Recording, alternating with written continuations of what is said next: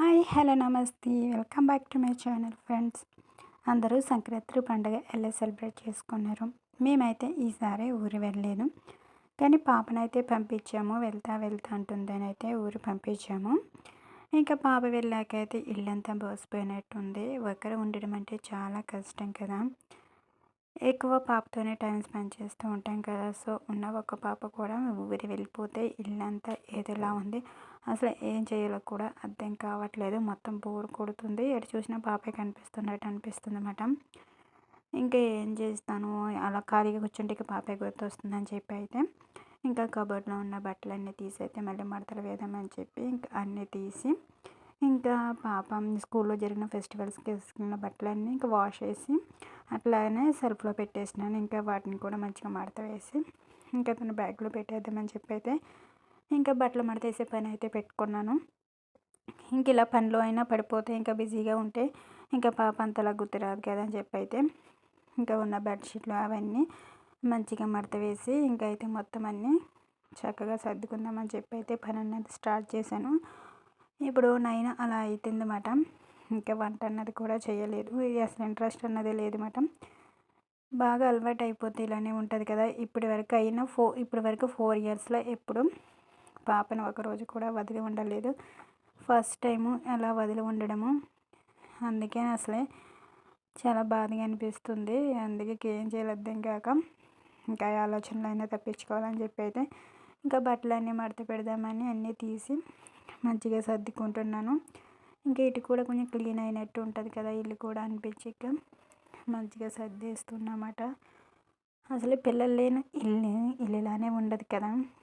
అసలు ఎప్పుడు ఇలా నేను ఫేస్ చేయలేదు. ఇదే ఫస్ట్ టైము. ఎప్పుడు ఒక్కరోజు కూడా వదిలి ఉండలేదు. స్కూల్కి మార్నింగ్ వెళ్ళి ఈవినింగ్ అలా వచ్చేసింది. అటువంటిది అప్పుడే వెళ్ళి 2 డేస్ అవుతుంది అన్నమాట.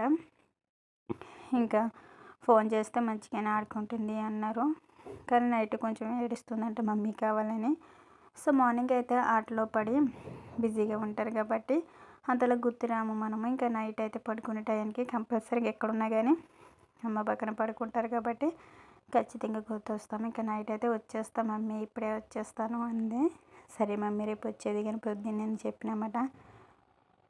ఇంకా అలా మెల్లమెల్లగా ఇంట్లో పనులన్నీ ఫినిష్ చేసుకుని ఇంకా వంట అన్నది కూడా స్టార్ట్ చేయలేదు. ఇంకా పాప ఉంటే త్వరగా వంట అయిపోతుంది. ఎందుకంటే పిల్లలు ఏ టైంలో ఏం అడుగుతారో తెలియదు కదా. సో అందుకనే ఫస్టే అన్నీ రెడీ చేసి పెట్టుకుంటాం అన్నమాట. అడిగినంటే పెడదామని. సో ఇంకా మనం అంటావా సర్లే తిందాంలే అన్నట్టు ఉండిక వంట కూడా ప్రిపేర్ చేయలేదు. ఇంక ఈ పనులన్నీ అయిపోయినాక చేద్దామన్నట్టు ఇంక పనులు అయితే స్టార్ట్ చేసినాను. చాలామంది సంక్రాంతికి ఊరు వెళ్ళారు కదా. సో వాళ్ళు అందరూ ఇప్పుడు రిటర్న్ వచ్చేస్తారేమో కదా.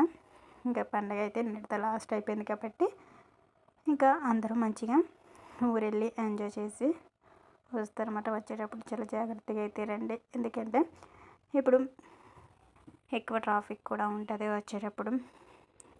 ఎందుకంటే అందరూ ఒకే రోజు వచ్చేస్తూ ఉంటారు కదా.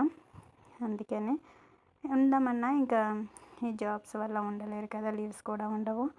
సో అందరూ మళ్ళీ ఫ్యామిలీని ఎక్కడ వాళ్ళు అక్కడికే వచ్చాక తప్పదు. ఇటువంటి పండుగప్పుడే అందరం ఊరు వెళ్ళి ఇంకా చుట్టాలతోనే అందరితోనే ఎంజాయ్ చేయడానికి ఉంటుంది. ఈసారి అయితే మేము వెళ్ళలేదు. ఇంక ఈ టైంలో జర్నీ చేయడం అవసరమా మళ్ళీ అనిపించింది నాకు. ఇంకెలాగో మే నెలలో వెళ్తాం కదా, ఇంకప్పుడే వెళ్దాము. కస్టమర్ జర్నీ చేయడం ఎందుకు ఈ సిచ్యువేషన్లో అని చెప్పి అయితే ఇక మేము వెళ్ళలేదు అన్నమాట. ఇంకా బట్టల పని అంతా అయ్యేటప్పటికి 12 అయ్యింది నాకు. ఇంకా ఇప్పుడు కొంచెం రైస్ పెట్టుకుందామని చెప్పి అయితే ఇంకా రైస్ తీసి అయితే కొంచెం కడిగేసుకుని రైస్ వండుకుందామని చెప్పి ఇంకా వంట అయితే స్టార్ట్ చేసినాను. ఎక్కువ ఎగురన్నం అటువంటిది చేసుకోమన్నమాట. గంజి వంపేస్తాము. ఇంకా గంజి వాటర్ ఎక్కువ వేసి వండుకొని గంజి వంపుతాం కదా. సో అలా అయినా కుక్ చేసుకుంటాము. ఊర్లో నుంచి అదే అలవాటు అన్నమాట. అలాగైతేనే కదా మంచిది హెల్త్కి. ఎగురన్నం అవి తింటే కొంచెం ఏదోలా ఉంటుంది అన్నం కూడా. అలవాటు లేని వాళ్ళు తినలేరు కదా. సో అందుకని ఈ విధంగా ఎప్పుడైనా సరే మేము వాటర్ ఎక్కువ పోసుకొని ఉడికించుకొని గంజి అన్నవి వంపుతాము. ఈ విధంగా రైస్ పెట్టేసుకున్నాక కాసేపటికి రైస్ అయిపోయింది. ఇంకా ఇందులోకి కొంచెం టమాటా పచ్చడి అన్నది చేసుకున్నమాట.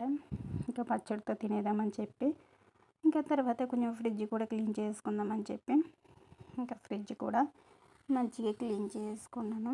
ఇంకా ఖాళీగా ఉంటే ఇంకా ఆలోచనలు వస్తాయని చెప్పి అయితే ఇంకా కొంచెం కొంచెం మెల్లమెల్లగా పని చేసుకోవడం అనేది స్టార్ట్ చేసానమాట. ఇంకా ఫ్రిడ్జ్ అంతా శుభ్రంగా క్లీన్ చేసుకొని బయట లోపల నీట్గా పెట్టేసుకున్నాను. ఇదంతా అయ్యేటప్పటికి నాకు ఇంచుమించు 1 అయిపోయింది టైము.